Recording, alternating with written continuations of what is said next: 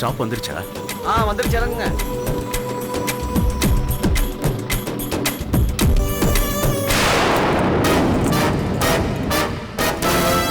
என்னங்க என்னங்க பாரதி, பாரதி, ஸ்டாப் வந்துருச்சு, இறங்கணும். குழந்தைய கொடுக்குறீங்களா? இருமா இருமா கிளம்புறியா? சீக்கிரம் இறங்க, பெட்டியெல்லாம் நாங்க எடுத்துறோம். லேட் ஆகுது, இறங்க சார். Thanks thanks. வா போலாமா?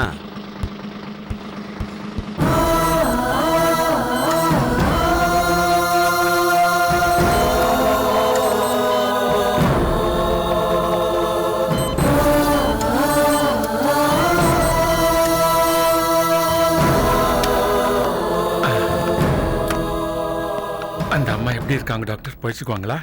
இப்ப என்னால எதுவும் சொல்ல முடியாது குரு. நீங்க கொஞ்ச நேரம் அமைதியா இருங்க. ட்ரீட்மெண்ட் எல்லாம் முடிஞ்சாச்சு. என்னால மேக்சிமம் என்னெல்லாம் செய்ய முடியுமோ அதெல்லாம் செஞ்சாச்சு. அவங்க கண்ணு முழிக்க எப்படியும் 10-12 மணி நேரம் ஆகும்னு நினைக்கிறேன். அதுக்கு இல்ல, நான் அது வரைக்கும் நீங்க எத்தனை தடவை எப்படி இருக்காங்கன்னு கேட்டாலும் என்னோட பதில் இதுதான். ரிலாக்ஸா இருங்க.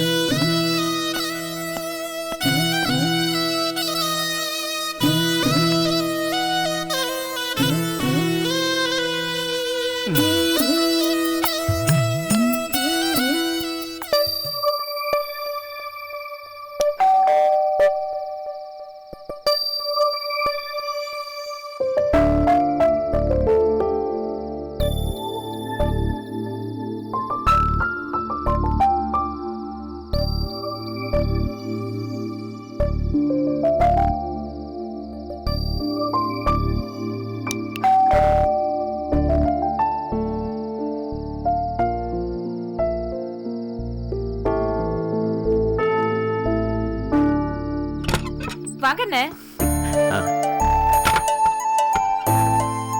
வாங்க. ஹே செல்லக்குட்டி, வாங்க வாங்க வாங்க. நல்லா இருக்கீங்களா? நல்லா இருக்கேம்மா. நீங்க வருவீங்கன்னு அவர் சொன்னாரு. இந்த வாரம் நைட் டியூட்டி போட்டாங்க. ஒரு 6ல இருந்து 7 மணிக்குள்ள வந்துருவாங்க. சொன்னாம்மா, பஸ் ஸ்டாண்ட்ல இறங்கி அவனுக்கு ஃபோன் பண்ணேன். வீட்டு அட்ரஸ் அவன் தான் சொன்னான். வழி கூட மறந்து போச்சுல்ல.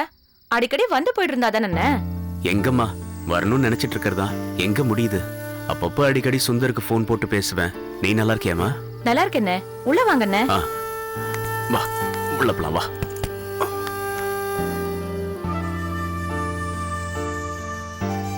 அண்ணே, குழந்தைங்க கொஞ்ச நேரம் தூங்கட்டும். அதுக்குள்ள நீங்க பிரஷ் பண்ணிட்டு குளிச்சிட்டு வந்தீங்கன்னா காஃபி போட்டு கொண்டு வந்து. வேண்டாம்மா, எனக்காக நீ சிரமப்பட வேண்டாம். இதுல என்னென்ன சிரமம் இருக்கு? இல்லம்மா, எனக்காக நீ இப்ப செஞ்ச உதவியே போதுமா. அந்த வாழ்க்கை வேண்டான்னு நான் கிளம்பி வந்துட்டேன். ஆனா எங்க போறது என்ன பண்றதுன்னு தெரியாம முழிச்சுக்கிட்டு இருந்தப்போ, இங்க வாடா, என் மனைவி உன்னை நம்ம வீட்டுக்கு கூப்பிடான்னு சுந்தர் சொன்னப்போ எனக்கு கடவுளே வந்து கதவை திறந்து விட்ட மாதிரி இருந்துச்சுமா. என்னென்ன பெரிய வார்த்தையெல்லாம் பேசுறீங்க? கஷ்டப்படுற நேரத்துல இந்த மாதிரி உதவி கூட பண்ணலன்னா அப்புறம் ஒருத்தருக்கு ஒருத்தர் சிநேகிதம்னு சொல்லிக்கிறதுல என்னென்ன அர்த்தம் இருக்கு? ரொம்ப சந்தோஷமா இருக்குமா. என் ஃப்ரெண்டுக்கு இப்படி ஒரு மனைவி அமைஞ்சதுக்கு ரொம்ப பெருமையா இருக்கு.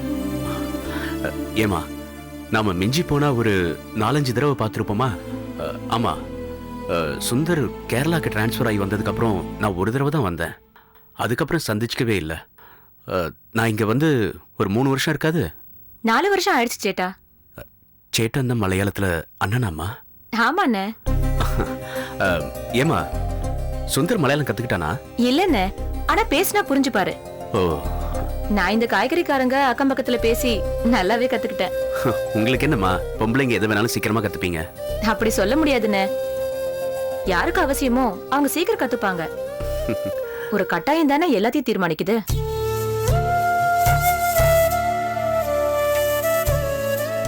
சரியா சொன்னமா, கட்டாயம்தான் கட்டாயம்தான் எல்லாத்தையும் தீர்மானிக்கும்.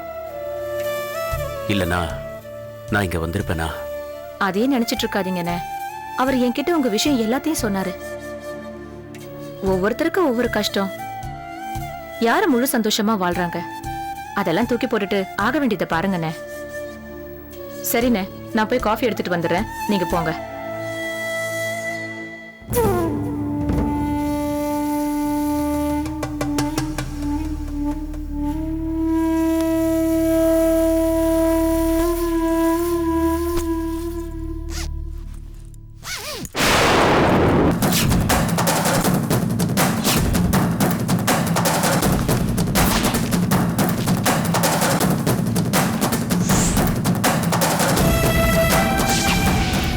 காலையில விடிஞ்சா என் பொண்ணுக்கு ஒழப்பதி மஞ்சேரி அம்மா கோயில்ல கல்யாணம் வச்சிருக்கேன். ஏதோ இப்போவாது கடவுள் கண்ணை திறந்து இவ கல்யாணத்துக்கு ஒரு வரத்தை கொடுத்தாரேன்னு சந்தோஷப்பட்டுக்க வேண்டியது.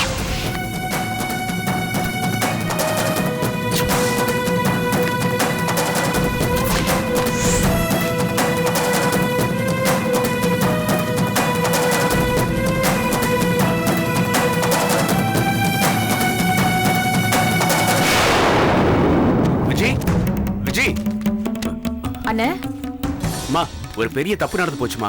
என்னென்ன சொல்றீங்க? பேக் மாறி போச்சுமா. ஐயோ, என் பக்கத்து சீட்ல உட்காந்து உங்களோட பேக்கை மாத்தி கொண்டு வந்துட்டேன். அந்த அம்மாவோட பொண்ணு கல்யாணத்துக்கு நகை வாங்கி வச்சிருக்காங்க. அந்த பேக்கை போய் நான் மாத்தி கொண்டு வந்துட்டேன். நான் போய் கொடுத்துட்டு வந்துடுறேம்மா. அண்ணே, பாஷை தெரியாத ஊர்ல இப்ப எங்க போய் தேடுவீங்க?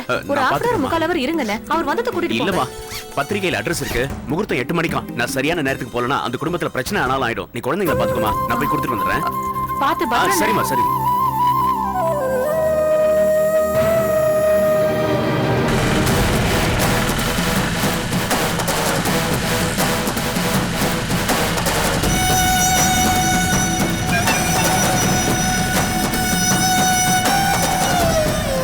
அண்ணா, கொஞ்சம் வேகமா போங்க, டைம் ஆகுது. முகூர்த்தம் 8 மணிக்கு, டைம் ஆகுது, வேகமா போங்க. இது அட்ரஸ் தெரியுமா உங்களுக்கு? அறியும், எனக்கு அறியும். கொஞ்சம் ஃபாஸ்டா போங்க, கொஞ்சம் ரொம்ப அவசரம். சரி.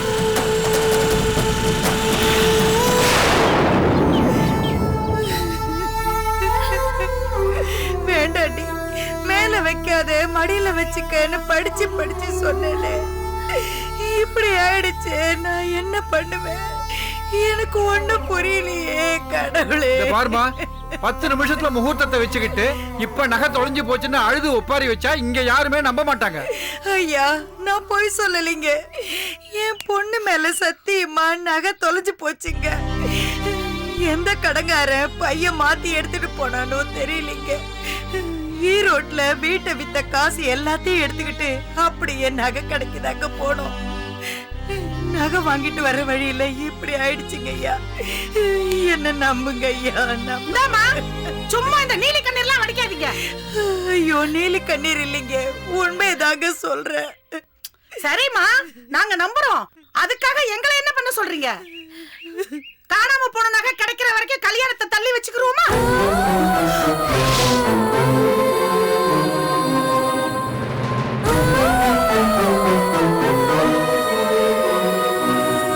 சொல்லுங்கம்மா, தள்ளி வச்சுக்கிறோம். அதுக்கு ஒத்துக்கிறீங்களா? ஐயோ, அப்படி எல்லாம் சொல்லாதீங்க. என் பொண்ணு வாழ்க்கைங்க இது. இவன் நல்லா இருக்கணும் தானே நான் இவ்வளவு பாடுபட்டேன். கையில இருக்க காசு எல்லாத்தையும் செலவு பண்ணிதான் இந்த கல்யாணத்துக்கே ஏற்பாடு பண்ணேன். சொத்துன்னு எனக்கு இருந்தது ஒரே வீடு. அதையே வித்து நகைய வாங்கி இப்ப எல்லாத்தையும் இழந்து நிக்கிறேன். தயவு செஞ்சு என் பொண்ணு வாழ்க்கையை பாழாக்கிடாதீங்க. உங்களை கையெடுத்து கூப்பிடுறேன்.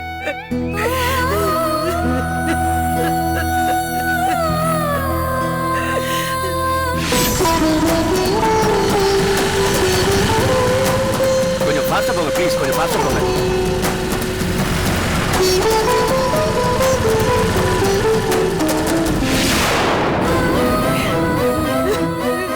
கோயில் அழுகாதீங்க. பாக்குறவங்க எங்களை தப்பா நினைக்க போறாங்க. நீங்க சொன்னீங்கன்னு ஒரே காரணத்துக்காக தான் இந்த கல்யாணத்தை இவ்வளவு சிம்பிளா நடத்துறதுக்கு நாங்க ஒத்துக்கிட்டோம். அதான் என் ஃப்ரெண்ட்ஸ் கூட நான் கூப்பிடல. ஏதோ 30 நகையாவது போட்டீங்களா சந்தோஷமா இருந்தோம். இப்ப அதுவும் இல்ல, வெறுமனை தாலி கட்டி பொண்ணை கூட்டு பொண்ணா என்னங்க அர்த்தம்? சொல்லுங்க, என்ன அர்த்தம்?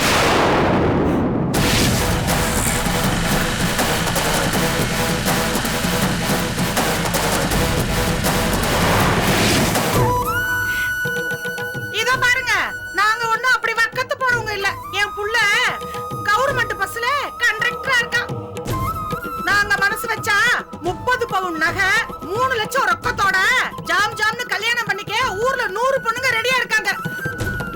ஏதோ அந்த புரோக்கர் உங்களை பத்தி உயர்வா சொன்னாருன்னு இந்த கல்யாணத்துக்கு சம்மதிச்சோம். அதுக்கே அப்பா இதெல்லாம் சுத்தமா நல்லா இல்லைங்க.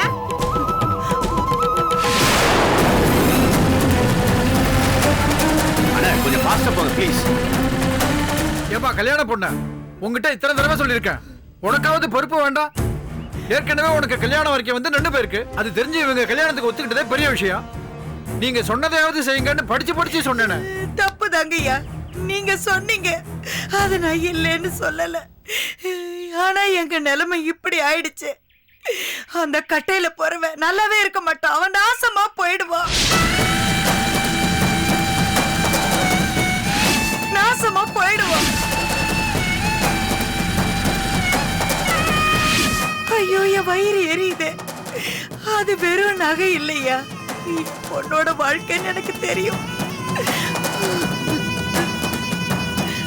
அத பறிச்சுட்டு போயிட்டானே. ஏன் தாயே எங்களை இப்படி சோதிக்கிற? உனக்கு கண்ணே இல்லையா? ஐயா, இவங்க இப்படியே பேசிக்கிட்டோம் அழுதுகிட்டே இருந்தா வேலைக்கு ஆகாது புரோக்கரே. இப்ப இவங்க என்னதான் சொல்றாங்கன்னு ஒத்த வார்த்தையில கேட்டு சொல்லியா? முகூர்த்தம் வைக்கிறதா இல்லையான்னு நாங்க முடிவு பண்ணணும்ல. அப்படி எல்லாம் பேசாதீங்கம்மா, உங்க கால்ல வேணாலும் விழற. இந்த கல்யாணத்தை நிறுத்திடாதீங்க. என் பொண்ணோட வாழ்க்கையை நாசமாக்கிடாதீங்க. உங்களை நான் கும்பிட்டு கேட்டுக்கிறேன், இந்த கல்யாணம் நடக்கட்டுமா? என் தலையை அடகு வச்சாவது நான் சொன்ன 30 பவுன் நகை எப்படியாவது போட்டுறேம்மா. கை விட்டுடாதீங்கம்மா. இந்த கல்யாணம் நடக்கட்டுமா? நடக்கட்டும். என்ன புரோக்கரை இவங்க இப்படி டிராமா போடுறாங்க? பாக்குறவங்க எங்களை தான் தப்பா நினைப்பாங்க. இதோ பாருங்கம்மா, 10 நிமிஷம் நான் உங்களுக்கு டைம் தரேன். நகையை கொண்டாந்து காட்டிட்டு உங்க பொண்ணை கழுத்தடிட்டு சொல்லுங்க, என் பையன் தாலி கட்டுவான். இல்லன்னா கிளம்பி போயிட்டே இருப்போம். நல்ல குடும்பம் அது. எனக்குன்னு வந்து வாச்சிங்களே, உங்களுக்கு சம்பந்தம் பார்த்ததுல என் பொழப்பு நாசமானதுதான் மிச்சம். தாயே, இப்ப நான் என்ன பண்ணுவேன்? பேசாதிரி, பேசாத. ஐயோ, ஐயோ, நான் என்ன பண்ணுவேன்?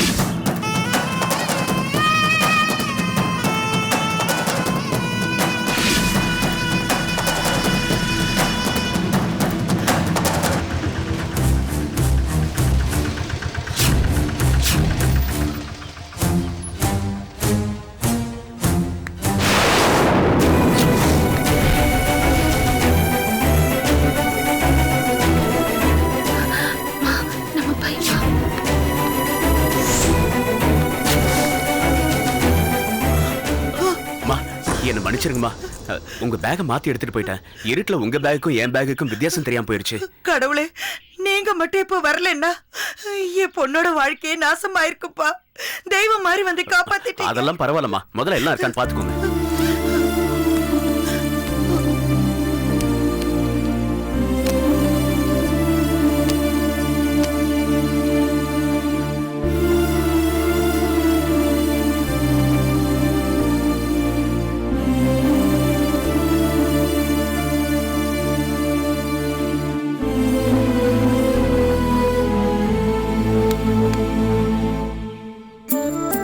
காயத்ரி, நகை கிடைச்சிருச்சுடி. உன் கல்யாணம் நல்லபடியா நடந்துரும். அண்ணே, நகை கிடைச்சிருச்சுண்ணே. தம்பி, ரொம்ப நன்றி தம்பி. இந்தாங்கம்மா, நான் சொன்னபடி 30 பவுன் நகை. நான் கும்பிடுற சாமி என்ன கைவிடலம்மா. இருட்டுல பையன் மாத்தி எடுத்துட்டு போயிட்டாரு அந்த தம்பி. தங்கமான பிள்ளைம்மா, எப்படி பொறுப்பா எடுத்துட்டு வந்து கொடுத்தாரு பாருங்க.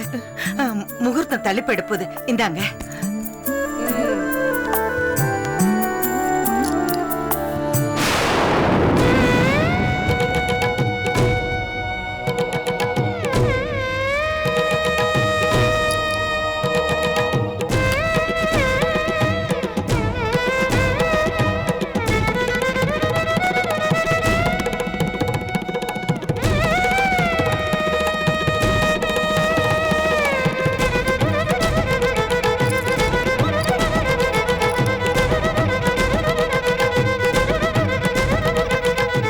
ஏங்க, பஸ்ல வந்தா எது நம்மளுது எது அடுத்தவங்களுதுன்னு பார்த்து எடுத்துட்டு வர வேண்டாமா? இன்னும் 10 நிமிஷம் கழிச்சு வந்திருந்தீங்கன்னா கதை கந்தலா இருக்கும். நல்ல வேளை பொண்ணு கல்யாணம் தப்பிச்சிச்சு. நகையை எடுத்துட்டு வந்து கொடுத்த ஒரு போய் குறை சொல்றீங்க. நகையை எடுத்துட்டு வந்தவங்கள ஜாக்கிரதையா இருந்திருக்கணும். தப்பு அவங்க மேலதான்.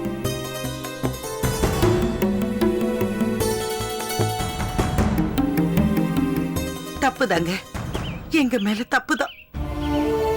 என்னமோ இப்படி ஆகணும்னு இருந்திருக்கு. கெட்ட நேரம் சுத்தி அடிச்சா யாரு என்னங்க செய்ய முடியும்? கெட்டதுலயும் நல்லது மாதிரி இந்த தம்பி இப்படி ஒரு உதவி செஞ்சிருக்காரு. மறக்க மாட்டேங்க. சாகர வரைக்கும் உங்களை மறக்க மாட்டேன் தம்பி. என்னம்மா நீங்க இத போய் பெருசா பேசிக்கிட்டு? பத்திரிகையில அட்ரஸ் இருந்தது, அதனாலதான் நீங்க இருக்கிற இடம் கண்டுபிடிக்க முடிஞ்சது. இல்லைன்னா ரொம்ப கஷ்டமா இருக்கும். சரி, அது விடுங்க. முகூர்த்த நேரம் முடிய போகுது. ஆக வேண்டியதை பாருங்க. வாடா, வந்து மனவரையில உட்கார். போ, போ. வாம்மா வா. ஒரு நிமிஷம்.